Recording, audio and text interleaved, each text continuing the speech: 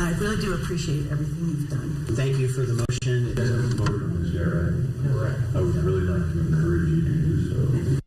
Breaking news on ABC 17 News at 10. Two of Mid-Missouri's biggest school districts are redrawing boundary lines for their students. Yeah, that's right. We have live team coverage with crews in Columbia and Jefferson City tonight, where both districts approved the changes. We start tonight with ABC 17's Lucas Geisler, who's at CPS administration. And Lucas, the emotional issue drew a lot of attention tonight. Joey and Marissa, I was here 2 months ago when some parents, mainly in southwest Columbia, asked the school board not to move their children from Gentry Middle School to Jefferson Middle School in order to fix overcrowding at the former. But tonight, they and others thanked the board for their work and the plan that they eventually adopted. The board approved the plan that moves students from southeast Columbia instead, near Highway 63, from Gentry to Jefferson Middle School. Right now, Gentry has about 859 students, more than 100 over its comfortable capacity. It also uses Nifong Boulevard roughly as the divider between north and south, between Jefferson and Gentry, with the exception of a neighborhood that's right by Gentry Middle School, who we spoke to some of those neighbors last week. The move will also let current 6th and 7th graders at Gentry request that they stay if they live in the boundary that gets moved to Jefferson, but will need to find their own way to and from school. The district also moved the construction of a brand new middle school in Columbia up to 2020, which means by at least next school year, we'll have to have another redistricting discussion. Now, also in Jefferson City, they approved new boundaries for the elementary school. ABC 17's Lindsay Burning is live at the Simonson 9th Grade Center. And Lindsay, this was to ease overcrowding at East Elementary. Yeah, Lucas, we reported overcrowding at East Elementary School has been a big concern for parents, especially since 2 ballot measures were proposed to help build a second high school, but not address many space needs at the lower grade levels. Now, tonight, the board unanimously approved making boundary changes that will affect 3 elementary schools, those being East, Moreau Heights, and Thorpe Gordon. Starting next school year, about 66 students will move from East to Moreau Heights and Thorpe Gordon, and another 24 students will move from Moreau Heights to Thorpe Gordon as well. Superintendent Larry Linthicum says the changes may allow the district to eliminate trailers at East, and school board members say this is just the first step to address those overcrowding issues. We know student populations can change from month to month and from school year to school year. So you heard Larry reference tonight that the district needs to take up how we look at boundary changes fundamentally going forward, how often we look at that. Now, the school district has said if voters approve those 2 ballot measures in April to help build a second high school, the district may be able to refinance that bond in about 4 years and use that money to address these elementary school needs, including possibly building another elementary school on the east side of town. Reporting live in Jefferson City, Lindsay Burning, ABC 17 News. The Jefferson City School Board also approved a more than $200,000 contract with Architects Alliance to start work on the proposed second high school. But if voters do not approve it, if voters do not approve the ballot measures in April, the district will pay about $64,000. Well, we have a little bit of moisture coming down in parts of mid-Missouri, and you can see it looks like a lot of green here, a lot of rain, but where we have the pockets of light green, it's just sprinkles. The areas in darker green are actually seeing some steady precipitation. Now, temperatures are above freezing. We're in the upper 30s, low 40s, even some mid-40s toward the Lake of the Ozarks, so none of this is going to cause problems on the roadways, and it's very light. But we have gotten reports of sleet in Centralia as well as in Fulton and Mexico, but the sleet hasn't lasted long. It comes down briefly and then changes back to rain. So most of this is just some very light rain north of Fulton. See the darker stripe right here. We're also seeing some pockets of rain as you head toward Boonville. Couldn't rule out a little bit of sleet at the onset of that rainfall. That's due to what we call evaporative cooling aloft. It's above the surface, and then it warms back up and turns back into that rain, which we're seeing some pockets of rain at the Lake of the Ozarks. So all in all, we're not going to see much from this. Very low amounts as far as what will be measured up to tonight, under 1/10 of an inch. That will continue to pull to the south and east tonight. After midnight, the best chance is going to be south of Highway 50, and then that will gradually end, and by morning, it's dry.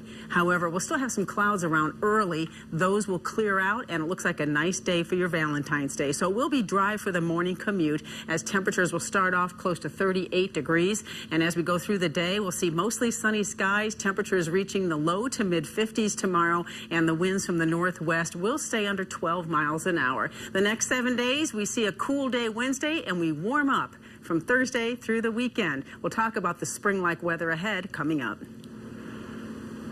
Affordable housing on Lynn Street is moving forward tonight. The Columbia Community Land Trust Board began discussions on what agreements would apply to future homeowners at Lynn Cottages.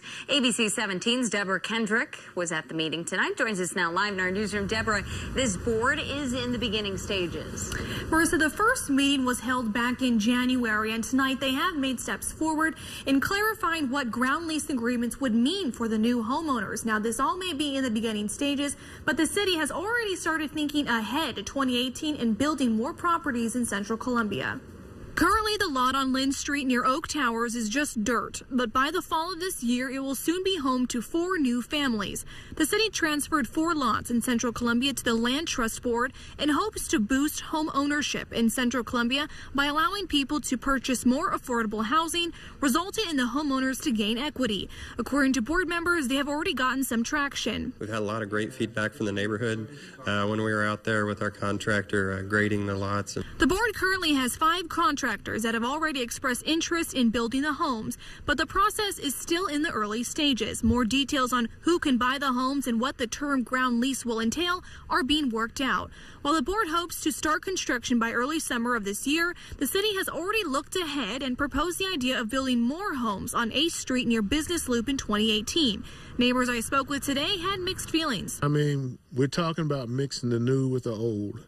Where's the middle ground? Clay believes other priorities could be met first. Not just throw some new houses in a lot. I mean, okay, that might help somebody, but we're not just wanting to help somebody. We want to help the whole community.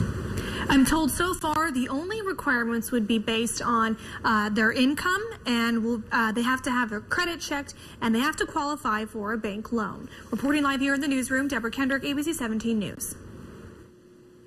The board hopes to have the ground lease agreements completed by April. In an ABC 17 News crime alert tonight, Columbia police are looking for a man who tried to rob a pharmacy with a gun today. It happened before noon at Kilgore's Pharmacy on Chapel Hill Road. A man went into that store and tried to take narcotics. Police say he wasn't able to get the drugs. He left the store on foot, headed toward Forum. No one was hurt. An investigation continues after Columbia police find bullet casings over the weekend. This shooting happened on Derby Ridge and War Admiral. Police tell us they didn't receive any reports of any damage. Last year, law enforcement officers were called to the area 5 times. ABC 17 News checked, and 4 of those calls involved reports of possible gunfire. You have a right to information, but getting it isn't always easy. ABC 17's Marissa Hollowett finds out who's bending the rules and asks what's being done to stop them in Transparent Government. 2 minutes from right now. If your friend asks to borrow some money, you may ask, what for? Missouri's Sunshine Law is designed to make sure we, as taxpayers, know what our state and local entities are doing with our money.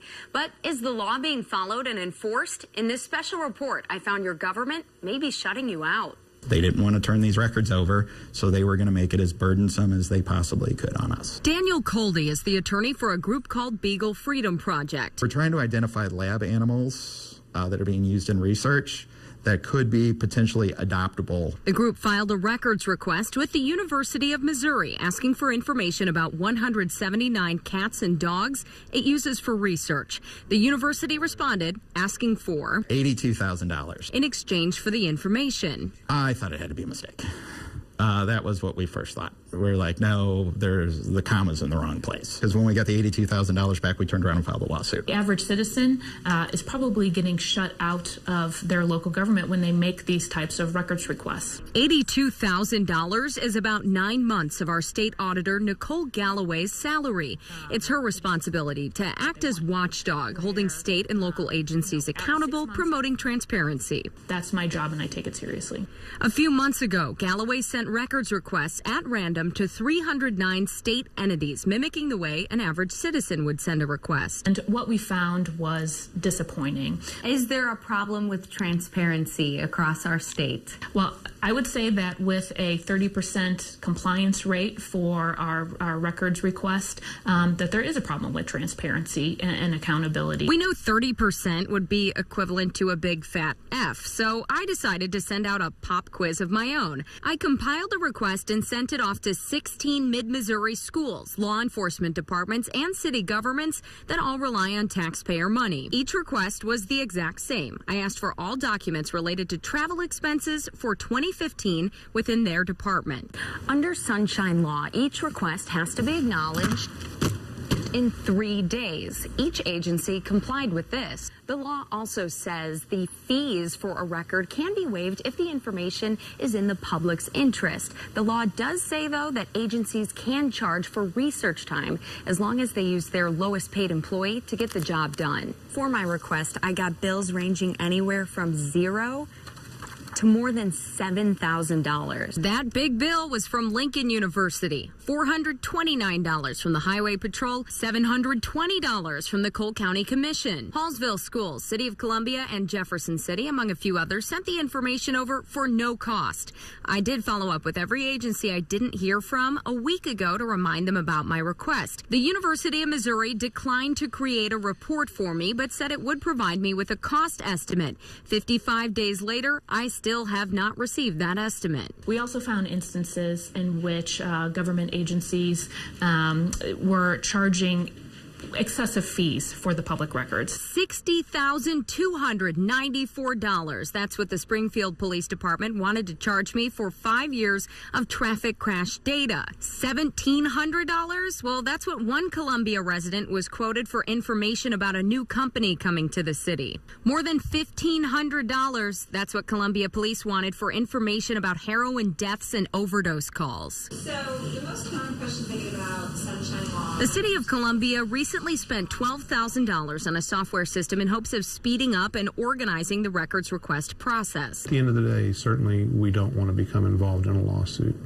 It's expensive, it's time consuming, and quite frankly gives us a black eye. But Coldy says entities are getting off too easy for breaking the law. Just want to keep this all hush-hush because it's big business for them. Maybe they'll get a fine, and then ultimately they're not paying it anyway. It's the taxpayers that are paying it. The maximum fine for a sunshine violation is $5,000, and that's what we saw in the Brandon Ellingson case. The Missouri State Highway Patrol was fined $5,000 for withholding records from Ellingson's death investigation. When these agencies are allowed to stonewall, then they can just keep everything hidden. And the public never gets to see it. The issue's over. I did reach out to the University of Missouri about Beagle Freedom Project's lawsuit. It says it doesn't comment on pending litigation. If you want to see how each department responded to my request, just visit abc17news.com. It's a cool night. We have some rain around the area, and that is going to translate into drier weather, though, by the morning commute. I'll show you how to plan your day tomorrow and the weekend coming up. Breaking news on ABC 17 News at 10. National Security Advisor Michael Flynn has resigned. This comes after a report surfaced last week that accused Flynn of misleading the Trump administration. He reportedly spoke with Russian officials about lifting U.S. sanctions before he took office. Flynn has apologized for the mistake, but once again, he has resigned from his post tonight. We have some areas of very light rain or sprinkles out there. There's even been a little sleet mixing in at times as we've had some cold air aloft mixed down. But overall, it's mainly rain tonight, and you'll notice temperatures at Joe Mockins Trail to Scion at 41. So any of the, whatever's falling to the surface is not going to cause any travel issues tonight. 41 in Columbia, and at the Lake of the Ozarks still holding close to 45 degrees right now. So we see on radar, and I put this back to the Doppler mode here. I had it on winter radar, which was not showing that sleet that we had reports reports of. And now you can see just how spotty this rain is, as this is a little more sensitive mode right here. You'll see near Fulton, we have this band of rain right here through Montgomery City, out toward Marshall, and then to the south near Versailles, Olean, and through Freeburg. So that's mainly rain. Again, if you get sleet, it's not going to last long. It's just mixing in briefly. Tonight's lows stay above the freezing mark. We're at 35 at Moberly to 38 at the Lake of the Ozarks tonight. Columbia dropping to 35. It'll be a chilly start to the day tomorrow, but dry for the morning commute. The clouds that are lingering early will quickly clear out, and we have a northwest breeze, a mostly sunny sky in the afternoon. Very nice Valentine's Day. 52 by the time we get into mid-afternoon hours. If you're heading to lunch, though, you'll still need that jacket at 46 degrees. The weekend looks great. In fact, you know, last weekend we cooled down a bit Sunday. This coming weekend, we're going to be mild both days, touching in the upper 60s to near 70. So with that, we're looking at some good weather. Saturday might be a good day to take advantage of barbecuing outdoors. We'll see 62 by lunchtime Saturday, and by 6 in the evening, 59. The breeze won't be too strong, and we'll see plenty of sunshine. Sunday's very similar, as temperatures start off pretty mild Sunday morning. 8 o'clock as you're heading out to church or just out to have some fun outdoors, perhaps 50 degrees. By noontime Sunday, we're at 64 and 68 by 2 in the afternoon. The ABC 17 Storm Track 7-day forecast is cool through Wednesday, breezy Thursday, and dry right into the weekend. All right, Sharon, thank you. All righty. Well, the investigation into a Fulton Public School employee continues. We'll tell you what the workers accused of doing coming up next. Tomorrow, a woman accused of harassing a teenage worker in Glasgow who later committed suicide is due in court. Harley Branham is charged in Howard County with involuntary manslaughter. Now, she was the manager at the Dairy Queen in Fayette, northwest of Columbia. That's where Kenneth Suttner worked before his death. He died from a self-inflicted gunshot wound last year. Tonight, a Fulton Public Schools employee is still under investigation after reports he was messaging a high school student inappropriately. Now, we brought this to you as breaking news on Friday. Fulton police say they've not found any evidence of physical contact, but they're interviewing several students the employee worked with. District leaders say they're evaluating their policy. So far, no one has been arrested or charged. President Donald Trump and Canadian Prime Minister Justin Trudeau met at the White House today. The pair discussed many issues, including trade. Prime Minister Trudeau made a case that trade between Canada and the U.S. benefits both countries. The president has pledged to renegotiate the NAFTA free trade agreement. Canada is the leading buyer of American exports in at least 35 states. More jobs are on the way to mid-Missouri tonight. ABC 17 News has confirmed today that IBM is planning to add more than 100 jobs to its Columbia location. The company says it will host a job fair Wednesday at its building off of Limon Industrial Boulevard. Mizzou baseball's new coach is approaching his first game as Tigers head coach. This year, he's pressuring his defenders to work on their fundamentals. MU's best pitcher explains why that will help him through the season. That's next, and sports director Austin Kim is on deck.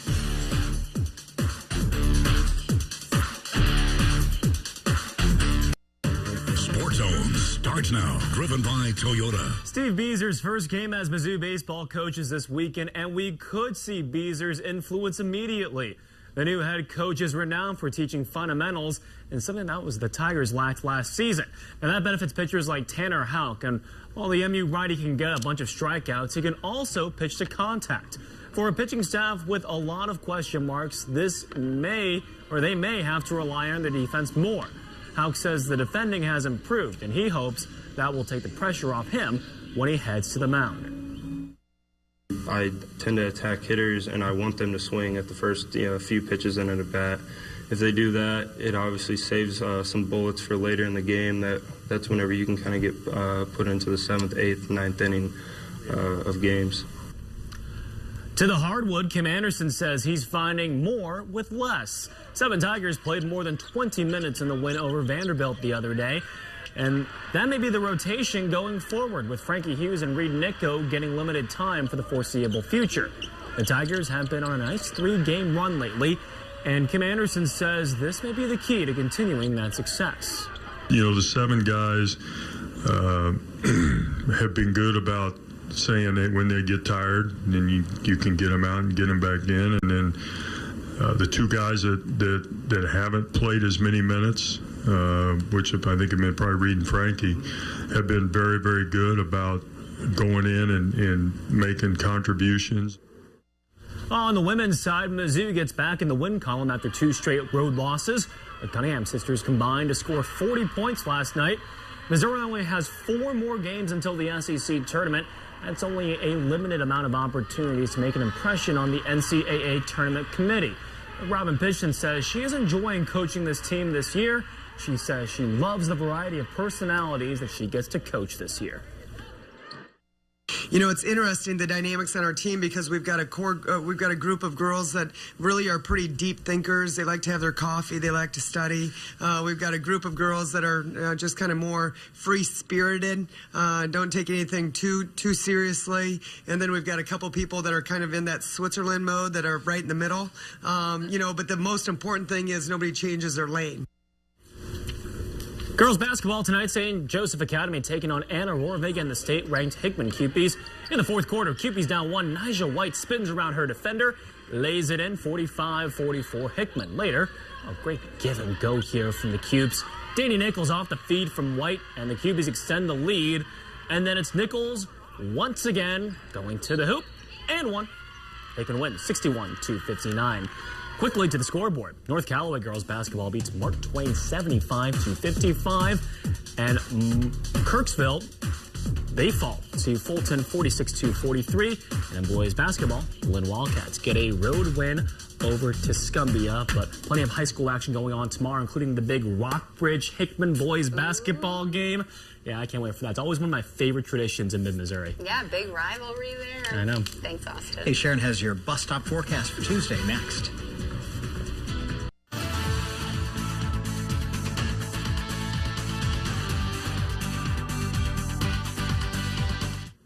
All right, tomorrow morning we'll start off in the mid to upper 30s. We'll see some clouds early, lots of sun in the afternoon. Beautiful Valentine's Day. Meteorologist Brittany Beggs will have an update on that forecast starting at 5 tomorrow morning. What a way to start. Uh-huh. All right, thanks, Sharon. Have a great night. Jimmy Kimmel's up next. Good night.